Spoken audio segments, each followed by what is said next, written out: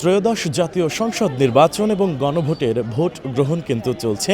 দর্শক, এই মুহূর্তে আমরা রয়েছি ঢাকা ৯ আসনের খিলগাঁও মডেল কলেজ যেই ভোট কেন্দ্রটি রয়েছে এখানে।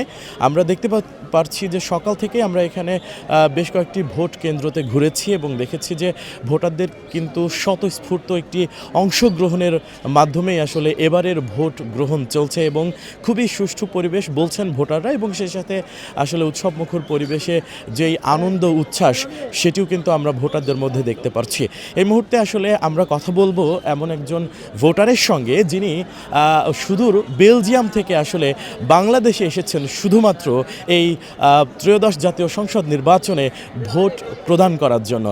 আমরা যতটুকু জানতে পেরেছি আসলে যে আপনি শুধুমাত্র এই ভোট দেওয়ার জন্য, অর্থাৎ গণ অভ্যুত্থান পরবর্তী যে ভোট হচ্ছে এবারের ভোট দেওয়ার জন্য আপনি সুদূর বেলজিয়াম থেকে অর্থাৎ দেশের বাইরে থেকে এসেছেন।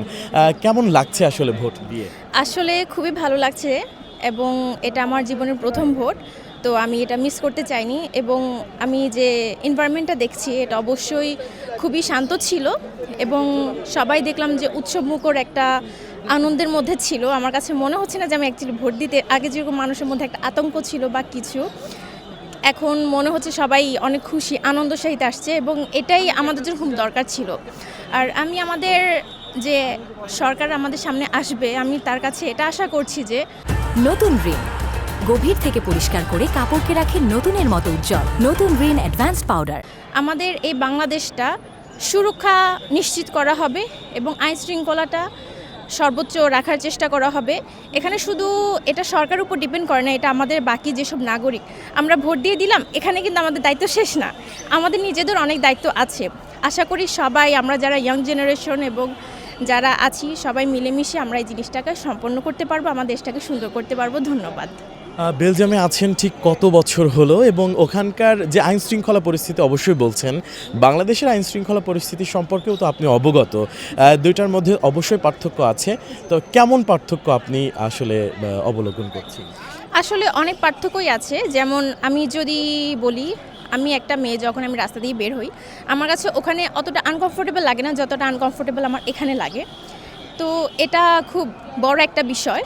আর হচ্ছে আমি বেলজিয়ামে 3 বছর থাকি অ্যান্ড আমি দেশে এসেছি শুধু ভোটের জন্যই।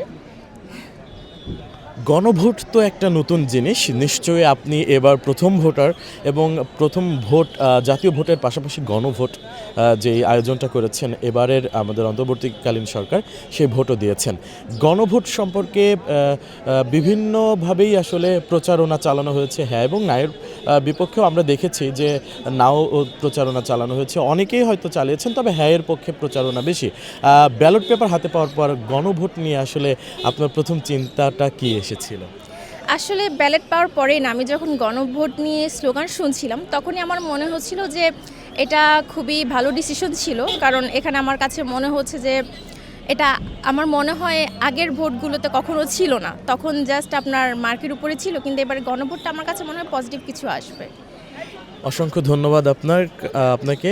এবং নতুন যেই সরকার নির্বাচিত হবেন কিংবা আপনি যেই প্রার্থীকে আসলে নির্বাচিত করার জন্য ভোট প্রদান করেছেন, সেই প্রার্থীর কাছে এই আপনার আসনের জন্য কি প্রত্যাশা থাকবে? আমার ওই যে বললাম, প্রত্যাশা একটাই, আমাদের সুরক্ষা নিশ্চিত করা, বিশেষ করে মহিলাদের সুরক্ষা নিশ্চিত করা এবং আইন শৃঙ্খলাটা প্রপারভাবে রক্ষা করা, যাতে আইন শৃঙ্খলা দেশের যে অ্যাকচুয়ালি আইনটা করা হয়েছে ওটা যাতে প্রপার থাকে, এতটুকুই। আমরা কথা বলবো এখন আরও একজন ভোটার, যিনি এখন আমরা যতটুকু জানি আপনি ভোট এখনও দেননি, তবে দিবেন। আমরা তো দেখেছি সকাল থেকে এখানে বেশ উৎসবমুখর পরিবেশে ভোট প্রদান বা ভোট যারা দিতে আসছেন তারা দিয়ে চলে যাচ্ছেন। আসলে আইন শৃঙ্খলা পরিস্থিতি কেমন দেখছেন এই কেন্দ্রে? Great, fantastic. এবারে আমার কাছে এখানে আসার পরে মনে হচ্ছে এটা একটা ফেস্টিভ্যাল। Everyone is safe. আমার ওয়াইফ প্রেগনেন্ট।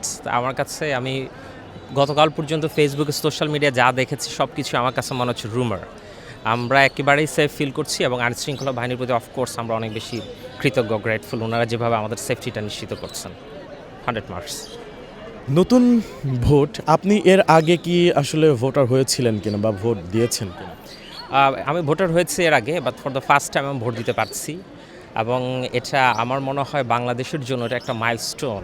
আমরা ভোটে অংশগ্রহণ করে আমার কাছে আজকে ফিল হচ্ছে যে বাংলাদেশের জন্য বা বাংলাদেশের আমি একটা পার্ট। এর আগে মনে হচ্ছে আমার ডিসিশন কোনো ম্যাটার করে না, বাট আজকের পর থেকে মনে হবে আমার ডিসিশনটা অফকোর্স ম্যাটার করবে দেশের গভর্নমেন্ট বা সভারেন্টি ডিসাইড করার জন্য।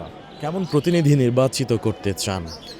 জবাবদিহিতা, অ্যাকাউন্টেবিলিটি থাকতে হবে। প্রতিনিধিরা নিজেদেরকে লিডার না ভাবে নিজেদেরকে সার্ভেন্ট ভাবতে হবে, এবং ওনারা ভাববেন আমাদেরকে, ওনারা যদি সার্ভ করেন, জবাবদিহিতা যদি না নিশ্চিত করতে পারেন, 5 বছর পরে আবার ভোট হবে এবং ওই ভোট হওয়ার পরে ডিসিশন আমাদের চেঞ্জ হবে। এই ধরনের মানসিকতা যেন ভোটারদের ভেতরেও থাকে, আর এই ভয়টা যেন আমাদের যারা সেবক হচ্ছেন তারাও পান, এটা নিশ্চিত করতে চাই। অনেক ধন্যবাদ আপনাকে। দর্শক, আমরা রয়েছি আসলে খিলগাঁও মডেল কলেজ যেই ভোট কেন্দ্র, সেখানে রয়েছে। আমরা দেখেছি যে এখানে কিন্তু আসলে একবারে প্রথম ভোটার থেকে শুরু করে বৃদ্ধ বৃদ্ধা তারাও কিন্তু আসলে ভোট দিতে আসছেন এবং খুব উৎসবমুখর পরিবেশে ভোট দিয়ে তারা কিন্তু আবার খুব সুষ্ঠু পরিবেশে ভোট দিয়ে আবার কিন্তু ফিরে যাচ্ছেন। তবে এখন পর্যন্ত আসলে যেটা বলা যায় যে এই কেন্দ্রটিতে আসলে কোনো সহিংসতার ঘটনা আমরা দেখতে পাইনি এবং খুব শৃঙ্খলাভাবেই আসলে ভোটাররা আসছেন এবং ভোট প্রদান করে আবার ফিরে যাচ্ছেন। এই ছিল আসলে খিলগাঁও মডেল কলেজ থেকে সর্বশেষ পরিস্থিতি।